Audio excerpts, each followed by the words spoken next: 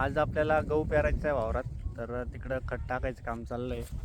हे बघा खत टाकताय आणि आता मी पण जातो खत टाकायला. आपलं खत टाकून झालं आहे. आता आपण बी टाकून घेऊ पेरणी यंत्रामध्ये. हे तर आणलं इथं, आलं आहे आपलं बी भरून. आता आपण पेरणी यंत्र जोडून घेऊ. आलो आपण वावरात. आता आपली पेरणी सुरू झालेली आहे. आपण आता पेरणी चालू केली, पाठीमागं बघू शकता. गव्हाचं आता पेरणं होत आलं आहे, जवळजवळ थोडंच राहिलं आहे पेरणी पण. आणि थोडं गव्हाचं बी कमी आलं होतं त्यामुळं ते पण घेऊन आलो.